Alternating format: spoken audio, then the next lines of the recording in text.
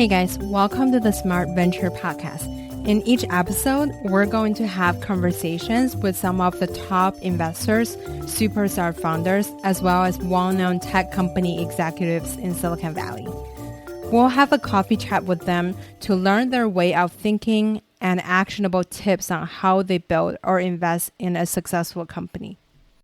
Before we start our show today, I want to make sure the listener, aka you, understand that everything a person say on the podcast only reflects to hers or his own opinion, not the show or the company they work at. Today, we have a very special guest. He is named by Forbes as the #1 angel investor in the world. He has 150 exits out of 500 angel investments. He invests in some of the top marketplace platforms in the world. His portfolio includes Alibaba, Flexport, and Delivery Hero. His name is Fabrice Grinda. Hey, Fabrice, welcome to the show. Thank you for having me. So I've always been a big fan of your blog. I came across your blog while preparing for a VC interview back in time. It's really interesting, from marketplace investing to best show to see in New York. It was super well-rounded. Thank you. Well, I love writing, and I'd like, it probably would be a lot more successful if I was only focused on entrepreneurship or marketplaces. I think people like mono-dimensional, they like to put people in buckets, but that's not the way my mind works. And so I cover everything and anything, from gadgets to books I read to thesis on love or whatever. And I do it as much for myself, as I love sharing thinking as I do it for the audience. But I'm always glad to hear and get positive feedback. So I've watched your talk and listened to some of your interview in the past. Remember you mentioned you came from France to study in the US. You started companies when you were really, really young. At one point, you gave away all your stuff and even your house so you can live on your friend's couch. You seem like a really interesting person, regardless if you're a VC or not. How do you come up with these interesting ideas? Where I come from is, to your point, I'm French. I grew up in Nice, in the southeastern part of France. Mm-hmm. My family has been there for hundreds of years. And kind of fell into this by getting a computer, a PC, in 1984 when I was 10. And it was kind of love at first click. All of a sudden, there was this entire new world of exploration, and I could express my form of creativity and freedom through computers and through programming. So I was always into technology. I was building bulletin board services in the 1980s, in France, where they had Minitel in the pre-internet days. I learned a program. I was connecting. I was using my modem to connect to different servers. I was playing video games. I really had a blast. And because of that, I guess, was following especially at the time, Steve Jobs and Bill Gates. I was really impressed by what they were doing. They were role models. And when I was thinking of where to go to college, and it's very rare for French people to go to college in the U.S., I was interviewing the top schools in France, and I remember talking to them, the head principal at the top school is so what do you think you're going to be doing when you graduate from college? I was I want to be my role models, be a tech entrepreneur like Bill Gates and Steve Jobs. And they were what? You would betray the ideals of the French socialist revolution. And I was what? It's and he wasn't even kidding. And I'm and I'm okay, I don't belong here. I felt that there was an opportunity to make the world a better place by harnessing the deflationary power of technology to improve people's purchasing power and quality of life. And I wanted to be part of it. And you can influence, through policy, I think, you can influence some people in maybe a specific location or country. Through technology, you can influence the world, and you can change the lives of billions of people for the better. And as I was seeing, and as I was younger, I guess I had these delusions of grandeur in terms of politics and policy, and then realized that they were largely ineffective.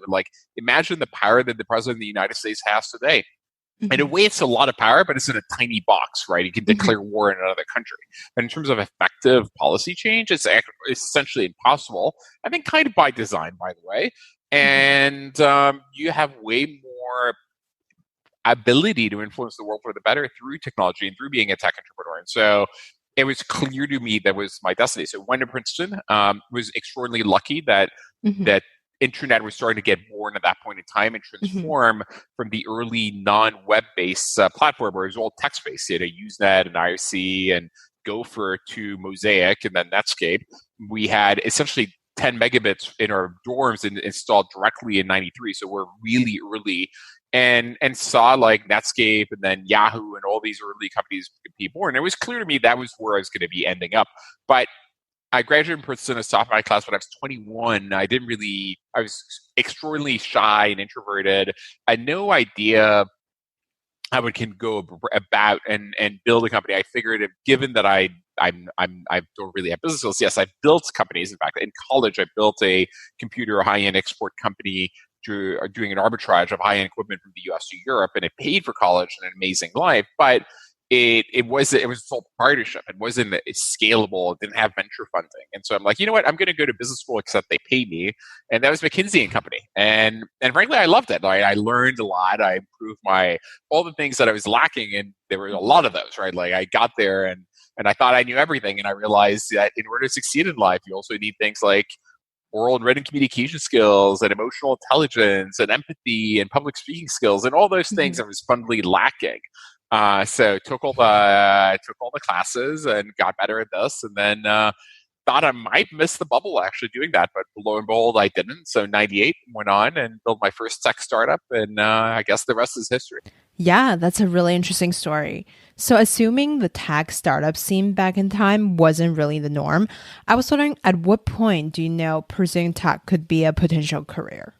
Well, it never felt that it was a thing per se, right? Like it was a passion project, and it just so happens that what was a hobby turned out to be a massive multi-billion-dollar industry, right? So that's where luck comes in, right? It's not as though I'd become fascinated in art history as a kid, and then I would have to go down that path, which of course wouldn't have the same potential upside. So I was extraordinarily lucky that what I was very passionate about and ultimately very skilled in, the world started valuing those very skills in 1998. So as I was coming into the job market, people wanted young, smart people who knew how to program and were tech savvy.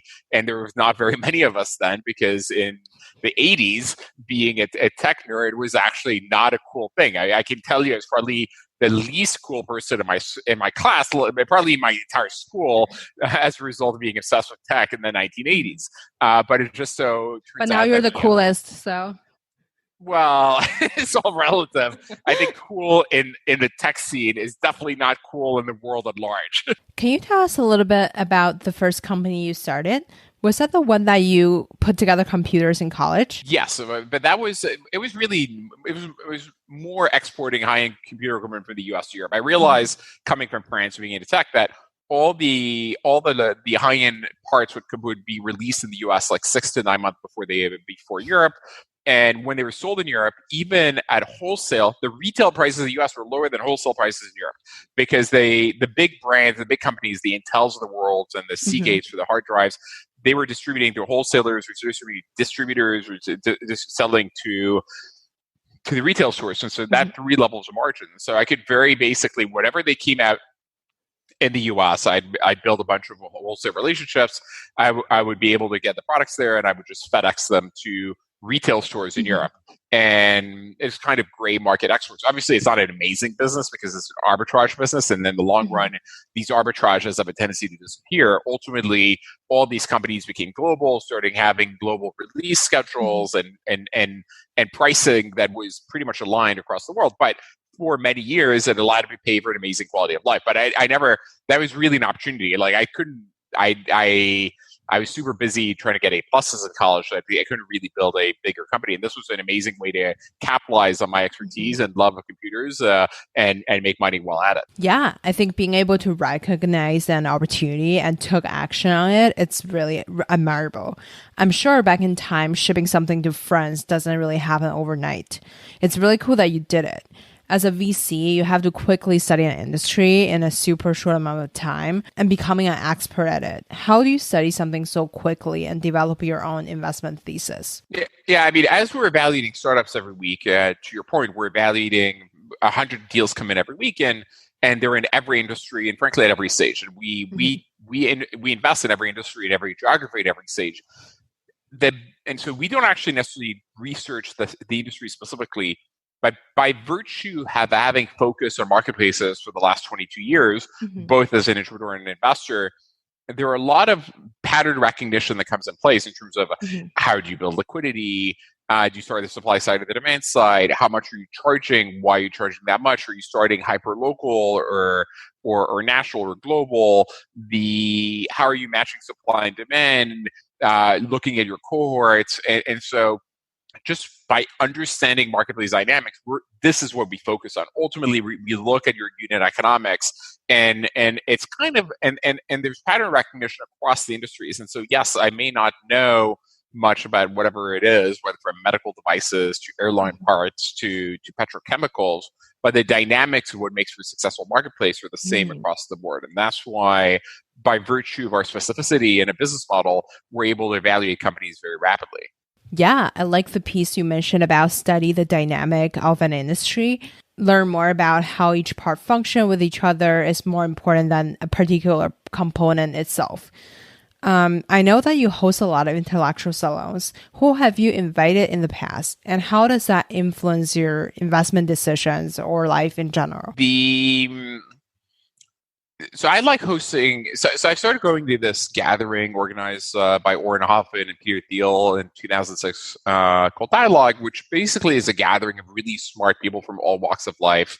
And it's people from academia, it's thinkers, it's writers, it's politicians, it's advisors, it's entrepreneurs from the entire political spectrum. And the idea is more: can we get really smart people to not just be focused and specialized in their one area of expertise, which because the world rewards hyper specialization, but to explore broader topics. And so the topics are really far ranging. It's everything from like religion and 2100 to the ethics and morality of torture to you name it. And it's a play on the 18th century Enlightenment salons that were being held in France, and people like Voltaire would be attending, and I really like the structure where you are either in meetings or in meals, and only one person is talking at a time, so the collective minds are on that one idea.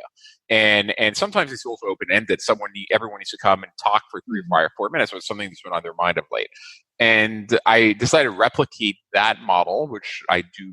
I attend that conference once a year, and I replicate that model at my apartment, and I host these dinners on a regular basis, bringing same thing, people from academia, so thinkers, writers, entrepreneurs, like, I don't know, David Perel, or I think obviously some of the ones this one I didn't, we've had Malcolm Gladwell, and Zachary Bell, and different types of people, but and I like the range because people were very different from a background perspective, etc. It actually always is intellectually stimulating. Now, is that applicable and practical as an entrepreneur? I'm not sure. I could make a strong argument that like singular focus on your own idea is sufficient. I would like to believe it makes me a more interesting human being because I end up learning and reading about hundreds of topics, and every year I read like 50 to 100 books, and just because I think it's interesting, and I do it for entertainment perspective, not necessarily because I think it's going to be helpful. Maybe there's some gestalt and you're able to like draw analogies and make better decision making. I just think it's an interesting way to live rather than something that makes me a better entrepreneur. I'd like to believe it makes me a better entrepreneur, but I have not quantified it. Yeah, I think being mentally stimulated and being inspired in different way is definitely a good thing for an entrepreneur. In terms of investing, what was the first investment you've made? And at what point do you think you would do it full time? So I started investing essentially as I started being an entrepreneur. So the first big VC-backed company I built was in '98. It was a French version of eBay, essentially.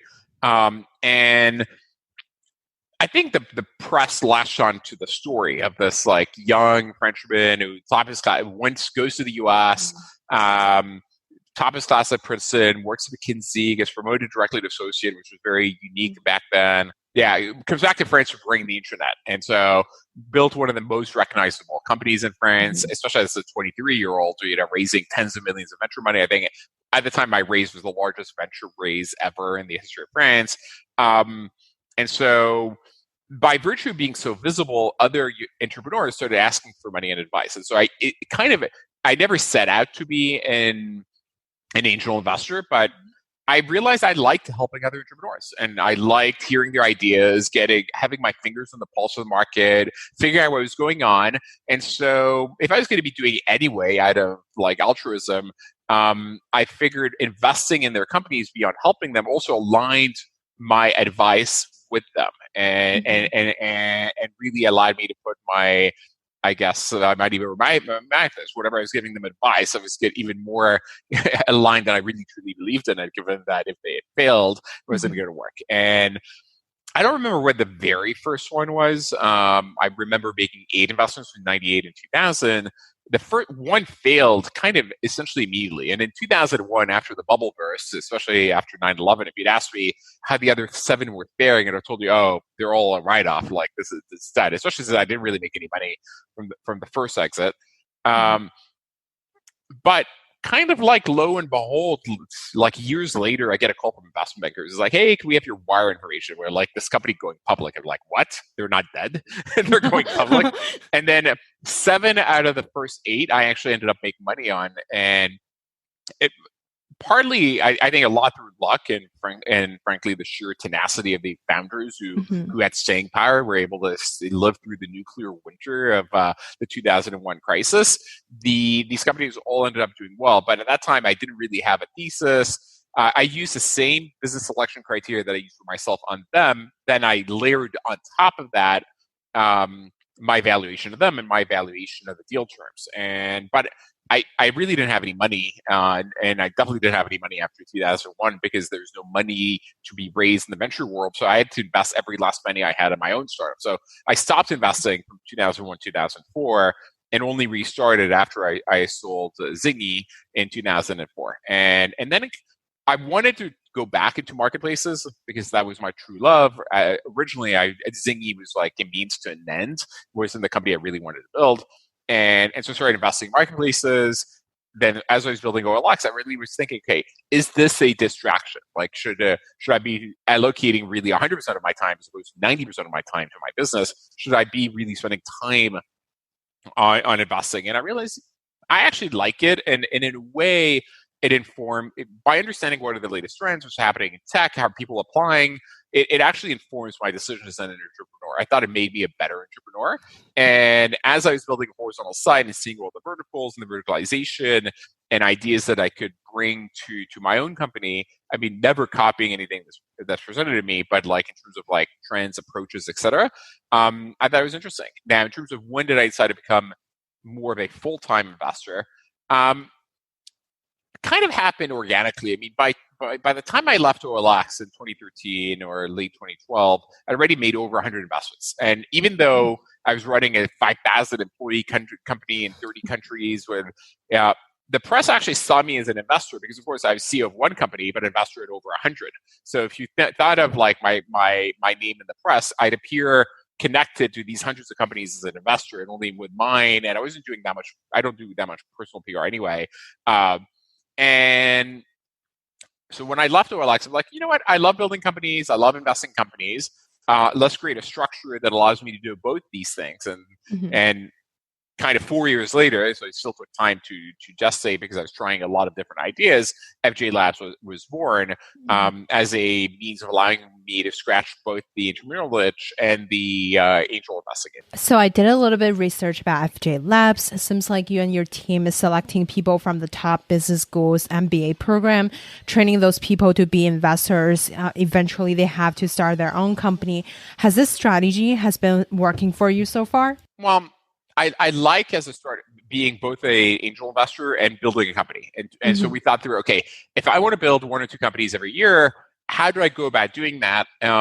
Focusing on the parts that I think are most fun, which is like coming up with the idea, building the early team, getting the early product out of the door, and then not actually doing the scaling of the business once the fundamental things have been figured out. And we needed to find a way to identify people that could be CEOs on their own, that would be that could actually, frankly, do it without us. But like the marketplace expertise and like the fact that we bring the first 2.75 million in capital.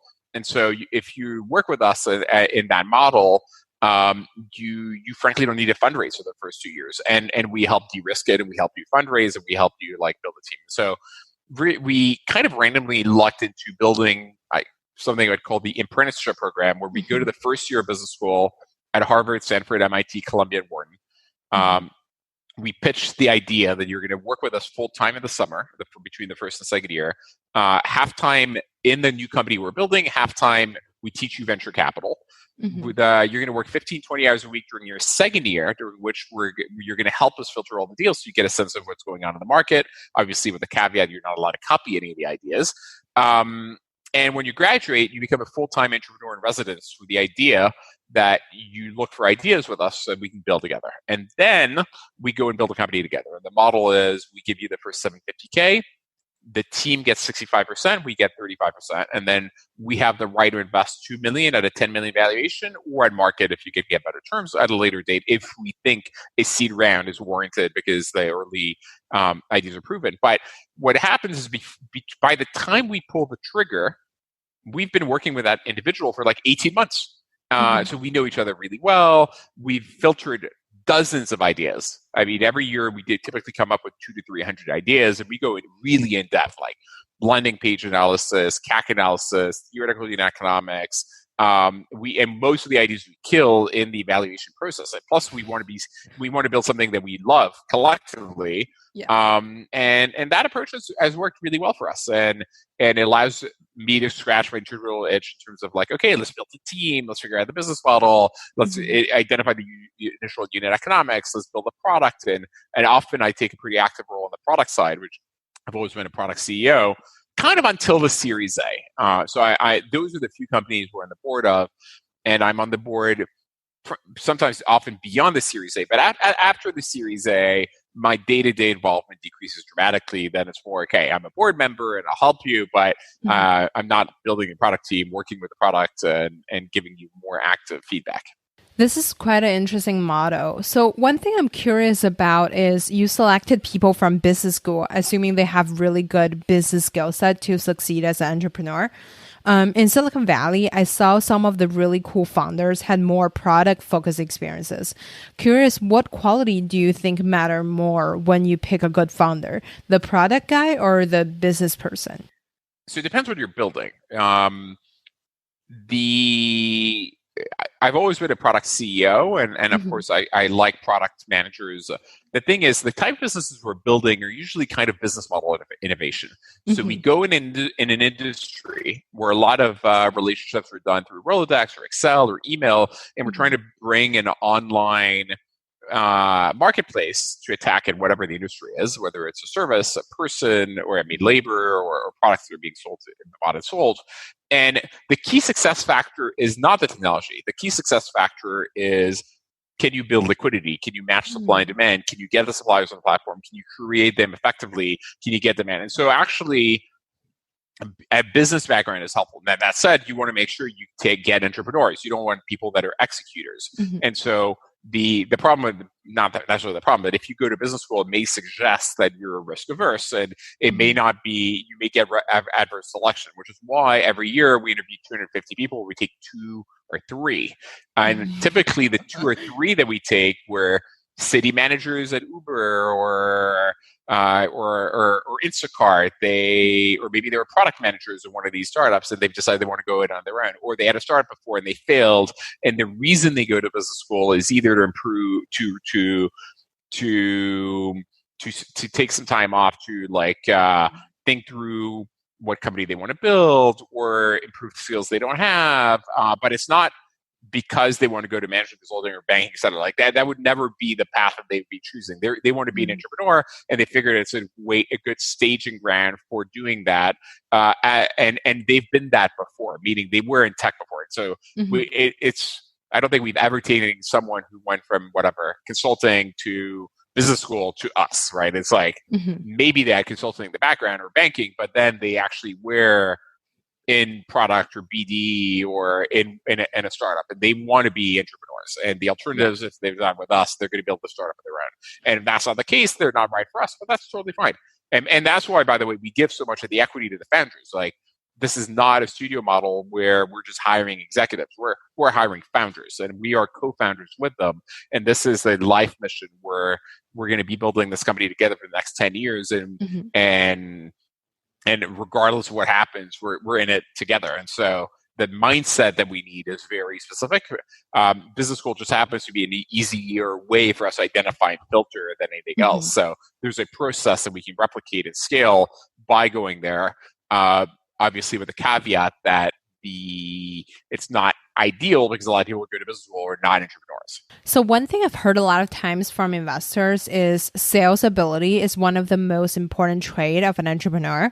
If you help the founder to raise money at the beginning, how do you test this ability later on when they need to keep raising money down the road? Yeah, so first of all, taking a little step back, the studio side is really 2 businesses a year, right? We invest in 100 companies a year, independently of that, where we're not as active and we write much smaller checks. So it's only, in a way, from a capital allocation, it's a small percentage of what we do at FJ. To your point, storytelling skills is absolutely key. It's one of the key evaluation criteria we have for founders as when we back them, both when we're evaluating to companies to invest in and we're evaluating founders. So absolutely, when people are in a position who know how to raise or are going to be able to raise, and in fact, we allow them to raise, right? Like many of them choose, especially the 2 at 10 million valuation, which is kind of our typical seed round. If they can get better terms, they want to raise more, they want to go to market, they're more than welcome to. They're not bound by us if they can get better terms. It's just, if you can avoid fundraising for the 2 years, I might as well do it and most people just take it because they're like, you know what, fundraising takes a lot of time. It's highly distracting while you should be executing. And the first 3 million should really get you to your Series A, should really get you to like $650K a month in GMV if you're in a marketplace business with a 15% take rate, where you can then go and raise 7 or 8 million. But absolutely, we want people who are both quantitative and analytical and extraordinary storytellers who can fundraise absent us. That's great. Excited to see more cool companies coming out of FJ Labs. You've invested in a lot of really cool companies, including Alibaba, Opendoor, Flexport. Can you walk us through about how you made an investment in a particular company? How do you meet them? What's your first impression? Did you invest in them right away? Most of the way we get deals is the deals are inbound. People reach out to us. Either they're introduced to us by other VCs, because we don't really compete with normal VCs because we're writing small checks and they want our perspective when it comes to marketplaces, or they're brought to us by founders we backed in the past. So we've backed by 600 startups, which is about 1,500 founders. They come back for the next company. They send us their friends. They send us their employees, or frankly, even direct. Like a third of our deal flow and 14% of the investments are coming from people who reach out on like LinkedIn, some lesser extent, but still true on Instagram and Facebook, etc. And we actually do look at cold emails as long as they make sense and they're on scope for us. So we get 100 deals a week. About half are out of scope, so they're randomly assigned to team members. About half are out of scope, so they're like AI or robotics or space tech or whatever. They're not marketplaces. We tell them thanks, but no thanks. The other half, we often take a call. We have a very standard evaluation criteria where in 1 hour call, we evaluate the team, and we have a very specific thing we're looking for. What is a good team for us? The business and the deal and the unit economics, the deal terms, and whether or not it meets our current thesis of where the world is and where the world is heading. Every Tuesday, we go through our investment committee. And out of that, on average, we've been investing in 2 companies a week. Usually I take another, or my partner takes a second follow-on call. And so 2 1-hour meetings, we typically say yes, no, and why. So you usually get a decision in 1 week, and we tell you yes, no, and why, and whether or not we want to revisit what would need to change for us to change our minds. And so it's very transparent, very quick. If I'm on the call, sometimes on the first call, I'll say yes, no, or why. Most of the companies are early, so mostly seed stage. Not necessarily because we're focusing on seed. It's just there are more seed companies in the world than there are A companies, and there are more A than B and more B than C, et cetera. So if you look at the end of the year, 65% of our portfolio is like seed, pre-seed, 25% is A, B, 10% is late. Kind of a reflection of the deals we're seeing more than it is a reflection of anything else. And yeah, so we usually enter at seed, but frankly, we're happy to have a first investment at B or C or D. Like Alibaba was a late stage investment for us. I mean, Baba was $4 a share, which obviously seems really cheap right now, but that's a 15 billion valuation. I don't know what RAN equivalent that was. It's just my philosophy and thesis for China is different. In China, we wait until later stage to see who the winners are, and we write larger, more concentrated checks than the winners, just because we're afraid of having adverse selection on the earlier stage deal flow. The Flexport, I think we did the C, the A, and the B, or something like that. So we invested at the very beginning, and we kept investing as they kept growing, as it made sense. So it really kind of depends. We're happy or comfortable with any entry point. Most deals, though, we do enter at seed and as co-investors with other leading VCs. So one thing about investing is building an effective network. The quality of the network defines the quality of the deal. Curious, what are some actions you take to stay in touch with the founders or VCs? We're not, in a way, we're privileged. I think by virtue of being so specialized, like we are marketplaces. If you're a marketplace founder, you just come to us. Like whether you come directly or you go through someone we know or you go through a VC, you come. So most VCs, I think, do a lot of networking in outbound. Like they go speak at conferences, they go to events, they hang out, they try to identify companies, they cold call them. To be honest, we don't do any of that. We're like, we have a fire hose of inbound deal flow, and we just cover the inbound deal flow. And it's an approach that so far has worked really well for us. So networking, obviously, we speak to other VCs. We try to talk to like the top 100 VCs in the world every 8 weeks, just to share, like, this is what we're seeing. These are the deals that we have that are raising that might be fit for you. What are you thinking about? And we try to share deal flow because we don't lead, we don't take board seats. So we see ourselves as the friends of the VCs because we really behave like angel investors more than anything else. Yeah, totally. Having or building an expertise such as marketplace investing is definitely really helpful to generate great deals. When you're talking to later stage VCs, if you want to sell them or tell them about a portfolio company, what do you say to them? Yeah, so typically before I have a conversation with a later stage investor, like let's say Series B investor, is like, okay, I'm going to actually, first of all, look at what we keep in our mind, what we have in our internally at FJ is what are all the companies in the portfolio that are raising right now or about to go raising in the next few months, or the companies that we're looking at investing right now that need co-investors. Okay, so they're filtered by geography, stage, and category in our little tool. So if I'm going to be talking to whatever Andreessen, and I know, first of all, I'm going to eliminate, I'm not going to introduce them to any company that I know is competitive with anything in their portfolio. So we're eliminating that.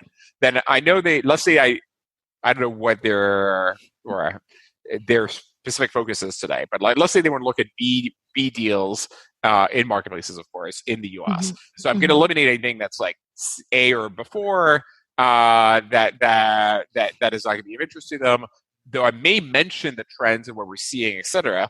And then really when I come to the conversation, it's going to be like 3 companies.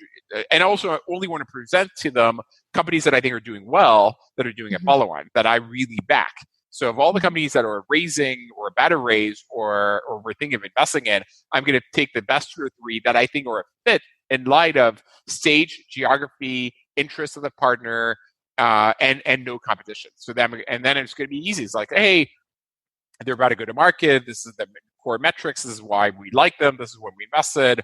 Would you want an intro? And if they say yes, we double opt in. By the way, if a VC asks for an intro, which happens often, we ask the founder, "Are you up for an intro?" Because many of those requests come when they're not fundraising, and many entrepreneurs or asking for interest in VCs will also ask the VC, "Hey, do you want an intro?" They're asking.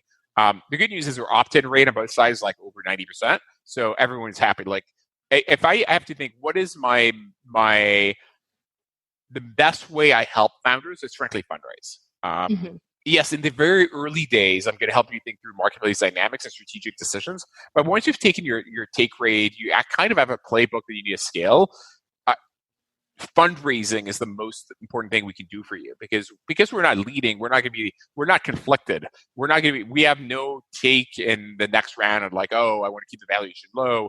I'll introduce you to everyone that might be appropriate. Like, obviously, if Andreessen is around, they may not want to introduce you to Greylock and Sequoia, but we're more than happy to introduce you to everyone because we want you to get the best deal and also, frankly, the best partner for you. Like, there's a lot more than valuation in Iran. It's like the person who's going to be on your board is kind of like marriage. Like, you're going to be in this together for the next many years on the high side and the low side. So you need to meet and have the really best partner for you to be working with. Yeah, that sounds great for the founders.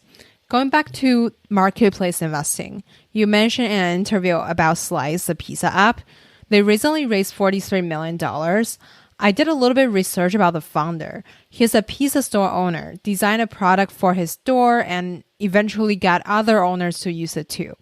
Curious, if I'm a founder like him, I want to design a product for me and people like me. How do I compete with former PMs at Google?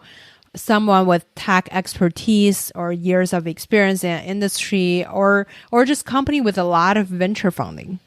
Well, because you have expertise and knowledge that people coming from the outside world don't have. Like, most of the companies we're backing these days are like B2B marketplaces that are highly specific and highly technical. And frankly, we may not even be aware of the category. You know, the Stanford grad doesn't know that a dump truck driver marketplace could exist and is worth tens of billions of dollars. So if you don't come from the category, you don't know. Also, especially like if you think of a company like Slice, many of the VCs and traditional entrepreneurs discounted the idea. They're like, wait a minute, I have Uber Eats or Seamless Grubhub or DoorDash or Caviar or Postmates.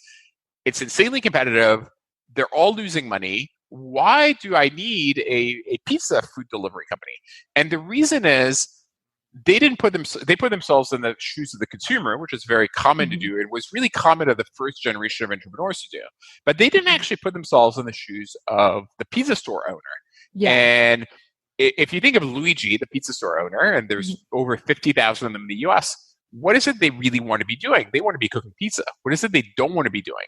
They don't want to be creating a website, answering comments in Google and Yelp and TripAdvisor, picking up the phone, dealing with customer service complaints, managing a delivery workforce, figuring out which POS they should be using, all these things. Because Slice said, you know what, we're going to do all that for you. We're going to make your life easier. The future of work in general is the worker is going to do the job that he loves to do, and everything else will be done for them. And so by coming in with that perspective and really helping the supply side of the marketplace do their job better, which is a perspective you can only have if you know the industry in and out, which is why Lear, actually coming from a family that has owned and operated pizza stores forever, was exactly the right person to do this. Give you another similar example. We're an investor in a company called TCG Player. They're a Magic the Gathering marketplace. So first of all, most VCs or entrepreneurs would think, oh, that's a tiny market, it's niche, it's not that relevant. But he's like, hey, as I'm running this comic book store in Syracuse, New York, so again, not coming from the traditional cities, I'm realizing that the existing solutions in the market for managing my inventory are not compatible because they don't cover the millions of SKUs you need here, and the fact that there's massive variability in pricing and availability and scarcity. And so he ended up building his own tool. And then he realized, you know what, if I actually sell this tool to the other comic book stores for like $10 a month, that's a tiny business. But maybe I can give it away to them for free. They face all the same challenge. And then say, hey, if you want to sell, we'll sell on a platform we're building. We'll take a 10% rate. And little by little, most people said yes. And I think now they're like on 100 million run rate selling Magic the Gathering. And now they expanded to Pokemon. And so actually coming from a very specific industry, if you have the right mindset and background, especially as things, the low-hanging fruits of like just creating a consumer-facing app or have been taken, I think is a massive comparative advantage. And that's where we're seeing a lot of non-traditional entrepreneurs or or not traditional from the historical perspective, but people coming from industry, right? If you want to reform the way an industry works, it actually often helps to come from that industry because it lends you credibility and you actually understand really the needs. It's no longer just, oh, I build a platform. It's actually, I do everything I need to do for you to have a better job. Do you think marketplaces should generate demand first or supply first? So marketplaces have this chicken and egg problem, right? Like, do you get the buyer first or do you get the seller first, or the supply side or the demand side? 99% of the marketplaces are demand constrained, meaning it's hard to get the demands. Mm-hmm. It's actually pretty easy to get the supply. And the reason it's easy to get the supply is the suppliers, regardless of what's being sold, product, service, etc., or financially motivated to be on the platform. If they're there and there's a buyer, they're going to make money. And so the way you typically start to build a marketplace is you select in a specific category, geography, the very best suppliers for that category. So you highly curate the supply, but you get the supply. But you don't get 100% of the supply. You just get the very best one. Then you get some demand and you try to represent at least 25% of their income, or if it's a product sale, you try to make sure that 25% probability of the item that they put in place sells, which is kind of a good metric for whether you have liquidity. Then you increase supply a bit more, then you increase demand, and you always scale it. But usually you start with the supply because it's easier to get. Demand is what's more valuable, what's harder to get, but you have to start with the supply to get the marketplace going. Now, there are a few exceptions to that rule where more investors, in fact, were co-founders with FJ Labs, a company called Rebag, which is a handbag marketplace. And it just so happens that there's artificial scarcity that is created by the luxury brands, like around Birkin bags. And if you happen to have the bags, they kind of sell on their own. And so in this world, it's actually supply constrained, not demand constrained. But for most marketplaces, it's they're demand constrained. And so you start with supply and then you acquire the demand, usually through paid marketing.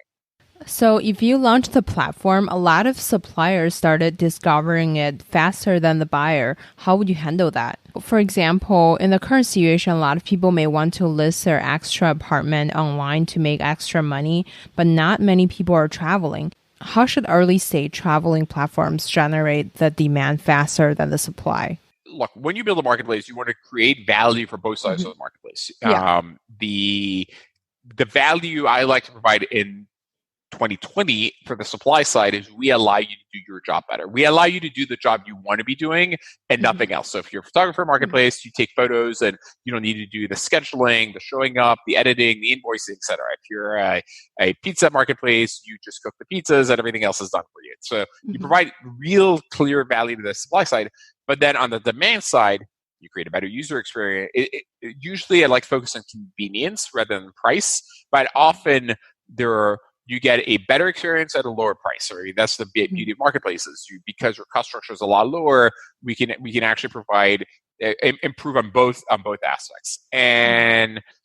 But if you think of a lot of the categories, the current user experience for the demand side is really horrible, right? Like if I want to hire a plumber, I go to Thumbtack or Craigslist, like 300 apply, and I need to evaluate them. It's horrible, right? Like the fact that in modern marketplaces, the marketplace can pick the person for you, it really improves the user experience, these marketplace pick models. And so a combination of improving the experience, providing you better pricing, giving you transparency, managing the payments, it allows you to get the demand side. But at the very beginning, even though you've created this better experience, no one knows of it. So supply side often is obtained, and again, I'm highly generalizing, is often obtained through a sales team. Demand side often obtained, especially as a consumer, is going to be obtained through Google and Facebook, and just you need to make sure the economics work. And by the way, right now, where no one else is buying ads on Google and Facebook, these are working on an auction system. The CACs have collapsed and the conversion rates are going up. So actually, to the extent you have a business that can actually be operating right now, this is an amazing time to be acquiring customers because you can acquire customers for cheaper than ever. Now, that lower CAC is probably temporary, but it may allow you to get this beautiful network effect dynamic where ever more buyers brings more sellers bring ever more buyers. I mean, successful marketplaces ultimately see lower CAC because ultimately the word of mouth and the dynamics are such that you stop needing to do paid marketing. And so if you're asking yourself, is my business a marketplace or not? And have I created liquidity network effects? You could just look at, or do you need to keep acquiring customers or not? And if all of a sudden more and more of your customers are coming organically and or repeat, and you can stop the marketing machine, then you really have a marketplace. If you need to keep spending, maybe you're not that. Maybe you're really an arbitrage on paid marketing, and you're not really a network effect marketplace. You are definitely one of the most interesting investors out there. Curious, what influenced you? Who made the biggest impact in your career? What is a book that you could recommend us to teach ourselves think differently? And who would you invite to your dinner party? Overall, can you tell us how to be different? Anyway. Well, a lot of questions to unpack there. I mean, how to be different, it's hard to tell. Like, I was always different, right? Like, as a kid, skipping a bunch of grades, being into tech in a world where no one was into tech. And because it was really not cool to be the nerdy, introverted, shy guy who's getting the A+, who's younger than anyone else. And at that time, I kind of, and because I loved books and I loved reading and I loved technology, I was always coming up with my own ideas and thinking. And so I'm not sure there was, I just became that, I think by virtue of a combination of who I was and the environment I was in. I realized that like the norm was not for me. And so I pursued my own path. But once you start doing that in your personal and professional life, you realize that there are no, like, the boundaries people put on themselves on like what is acceptable, or frankly that they're self-imposed by who wrote the rules of what a traditional career path follows or a traditional life follows. Like, why is it that the expectation is I go to high school, after high school, I go to middle school, then I go to high school. From high school, I go to college. After college, I get a job, and I move up in my career in that job until I retire. At the same time as I'm getting my job, maybe I get a boyfriend or girlfriend, and then I get married, and then I get 2.1 kids and 1.3 dogs or whatever, and I move to the suburbs and have the most boring life, the multiverse. I mean, I don't know, like, why is that the expectation? Why is that what parents want? Why is that what society wants?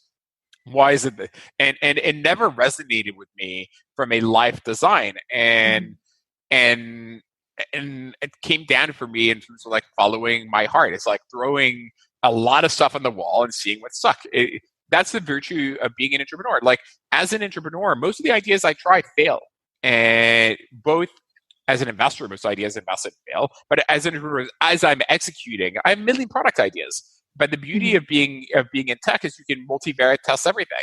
And so I was throwing a lot of spaghetti on the wall in my professional life, and ultimately this iteration led to successes. And I'm like, you know what? I need to do the same experimentation in my private life. Like, why is it that the dream of people is to have like a big house or a big apartment or these normal relationships?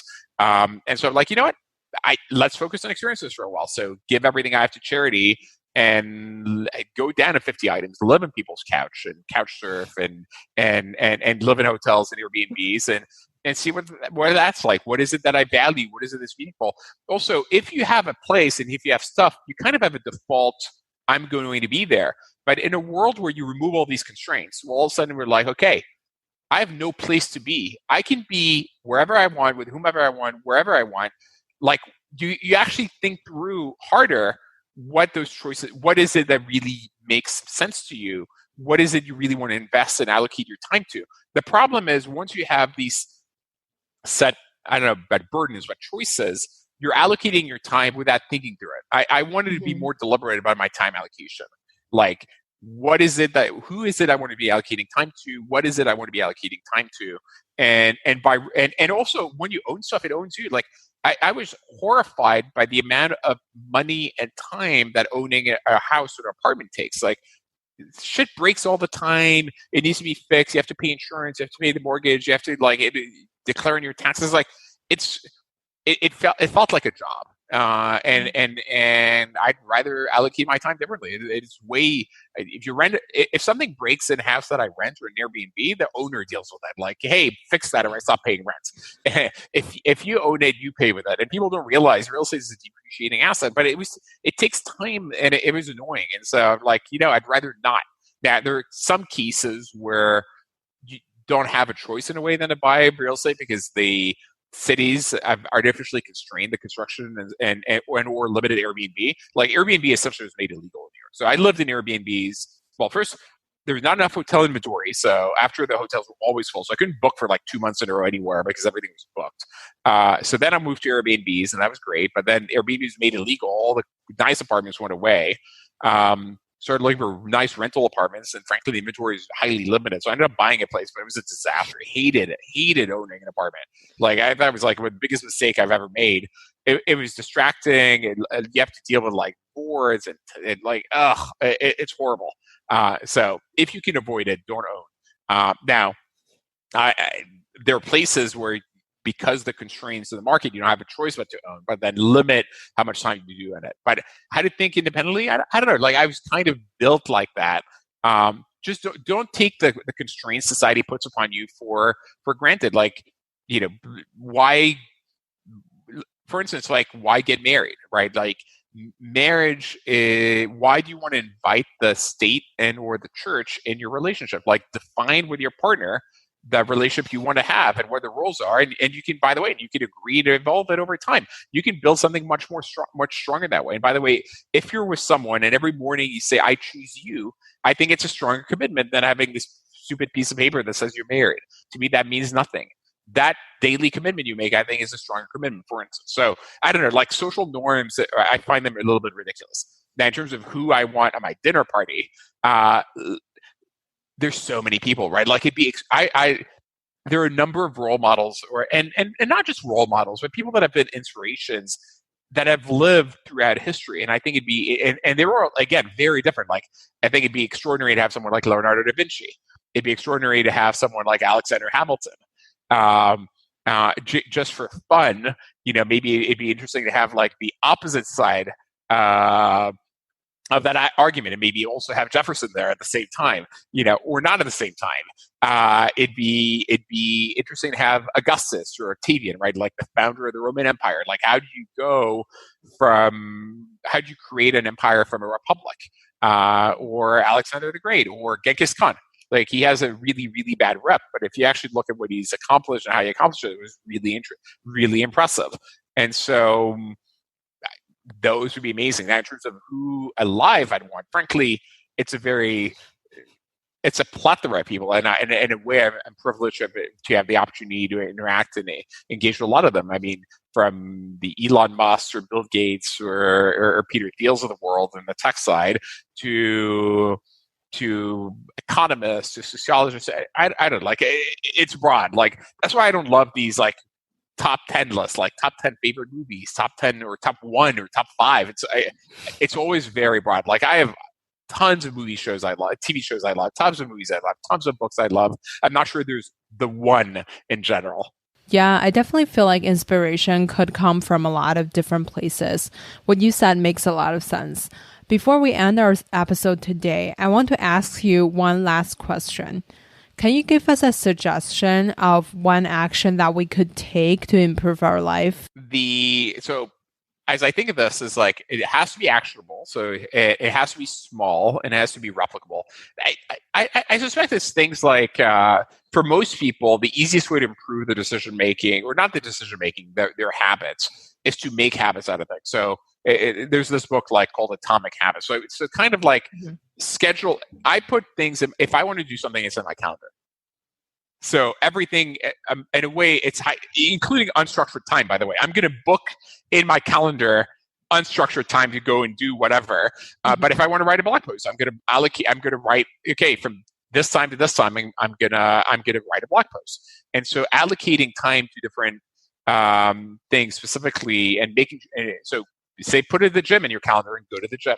And so, yeah, just create a behavior, repetitive positive habits, and start implementing them and executing on them, and make them small and easy and digestible. Yeah, that's a great advice. Thank you so much for coming onto the show. Thank you for having me. That's all we have for today. Thank you so much for listening to this episode of Smart Venture Podcast. If you like it, please hit subscribe so you don't miss any tips from the experts. If you want to see more behind the scene, please go to smartventurepod.com. If you want to connect with me, all my socials are at Grace Gong GG. Please at LinkedIn, it's just Grace Gong. See you next time.